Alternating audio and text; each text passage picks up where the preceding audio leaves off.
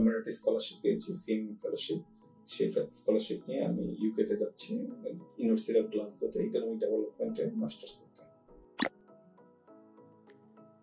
Government service করি, আমি joint commissioner of tax হিসেবে কর্মরত আছি এনবিআর এ, এবং আমি এখন কমিউনিটি স্কলারশিপ পেয়েছি, ফিল্ম ফেলোশিপ। সেই স্কলারশিপ নিয়ে আমি ইউকেতে যাচ্ছি, ইউনিভার্সিটি অফ গ্লাসগোতে ইকোনমিক ডেভেলপমেন্টে মাস্টার্স করতে। আসলে আমি ডিসিশন নেওয়ার আগে আমি বিভিন্ন অস্ট্রেলিয়া, কানাডা, ইউএসএ তে ও ইউকে সহ ইউনিভার্সিটিতে আমি একটু ব্রাউজিং করেছিলাম এবং দেখলাম যে এই যে টপ 100 ইউনিভার্সিটি ওয়ার্ল্ড যে র্যাঙ্কিংয়ে, তার ভিতরে ইউকেতে অনেকগুলো ইউনিভার্সিটি এসছে এবং আমার যে সাবজেক্ট, আমার যে কেরিয়ার, আমি যে গভর্নমেন্ট সার্ভিস করি, তা আমার যে কেরিয়ার তার সাথে এখানকার যে ইউনিভার্সিটির যে সাবজেক্টগুলো এগুলোর একটি ম্যাচিং হয়েছে এবং তার ফলে এটা আমার কেরিয়ারে একটা ডেভেলপমেন্টের একটা সুবিধা হবে। এবং এখানে 100 ওয়ার্ল্ড প্রথম 100 র্যাঙ্কিংয়ের ভিতরেও বেশ কিছু ইউনিভার্সিটি আছে যেগুলোর ডিগ্রিটা আমার ফিউচার কেরিয়ারের জন্য সহায়ক হবে। দ্যাটস ওয়াই আমি এখানে যেহেতু কোর্সটা 1 ইয়ার, আমার কেরিয়ারের জন্য 1 ইয়ার মাস্টার্স একটা ইম্পর্টেন্ট ছিল। আর 2 ইয়ার মাস্টার্সের ক্ষেত্রে অনেক সময় আমার যে এখানে জার্নিটা গভর্নমেন্ট সার্ভিসে সেটা ভ্যাকুয়াম তৈরি হবে। তো আমি যেটা যে কুইক মাস্টার্স, কোয়ালিটি এডুকেশন, দুইটা মিলে আমি জাস্ট মনে করি ইটস দ্য বেস্ট। এবং যেটা ইউনিভার্সিটি অফ গ্লাসগো ছিল, এটা অনেক পুরাতন ইউনিভার্সিটি, সো এটা আমি দ্যাটস ওয়াই বিভিন্ন মাল্টি ডাইমেনশন ইস্যুতে আমার ইউকের এই ইউনিভার্সিটিটা চয়েস করা আমার জন্য বেস্ট অপশন।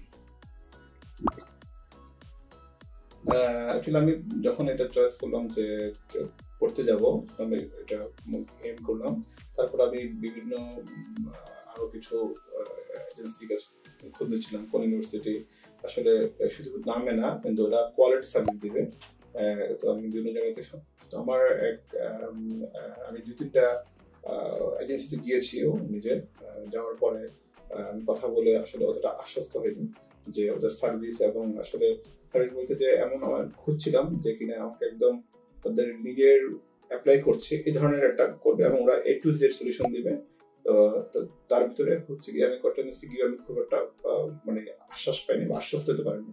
তখন আমার এক কাজিন ছিল, সে তার পরিচিত ছিল ওএমএস, তাকে থেকে সে যোগাযোগ ছিল, আমাকে বললো তুমি একটু চেক করতে পারো, তোমার যেহেতু আমার অফিসের কাছে, ভালো আমি তখন একটু গিয়ে যদি আমি মানে আশ্বস্ত হই ওদের সার্ভিস নিয়ে, সার্ভিসের ফিউচার কমিটমেন্ট ইম্পর্টেন্ট।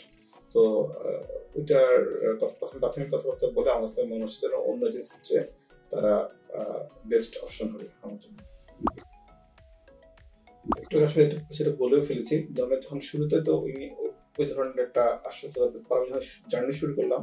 জার্নি শুরু করার পরে আসলে সবসময় তারা যেটা করেছে, যেটা ভালো লেগেছে, একজন ডেডিকেটেড একজন পার্সনকে আমার সাথে ট্যাগ করে দিয়েছে, যে চেঞ্জ হলো মাত্র, এরপরে একজন চেঞ্জ হয়েছে বাট আবার একজনকে দিয়েছেন যে কিনা আসলে এক্সপার্ট। তো যেটা হচ্ছে আমি এই ওই পার্সনের একটা জিনিস ভালো লেগেছে যে শুধু অফিস টাইম না, অফিস টাইমের বাইরেও কিন্তু হোয়াটসঅ্যাপে অনেক সময় কমিউনিকেট করেছি এবং যখন যেটা ইনস্ট্যান্ট আমাকে ফিডব্যাক দিয়েছে। তো এই যে বিষয়টা যে হোয়াটসঅ্যাপের মাধ্যমে আমাকে না এসে এবং নিজে অনেক কিছু সলভ করে ফেলেছে, যেটা একদমই পর্যন্ত সেটা রাত 10টা-11টা যখন রিপ্লাই করেছে, মেসেজ পাঠিয়েছে বিভিন্ন কোয়ারিতে, ওরা কিন্তু অফ ডেতেও ওকে ইয়ে করছে। তো এই বিষয়গুলো আমার ভালো লেগেছে যে নিজের মতো করে ওনারা এই কাজটা পুরোটা সম্পাদন করেছে এবং ভিসা পাওয়া পর্যন্ত ওনারা শুধু অফার লেটার না, ভিসা পাওয়া পর্যন্ত ওনারা আমাকে হেল্প করছে। তার মনে হয় আসলে জার্নিটা ভালো ছিল এবং আমি আশা করি অনেক সেটা বজায় রাখবে আর কি উন্নতির ক্ষেত্রে। অবশ্যই আমি মনে করি যে ওয়াইন্স যদি সাজেস্ট করবো, যদি ওয়াইন্স এটা ধরে রাখে, আমি সাজেস্ট জানি ওটা ধরে রাখার মতো চেষ্টা করছে ওনারা, তো যদি ধরে রাখে তাহলে আমি অবশ্যই অন্যভাবে বলবো যে এখানে তারা এসে দেখুক।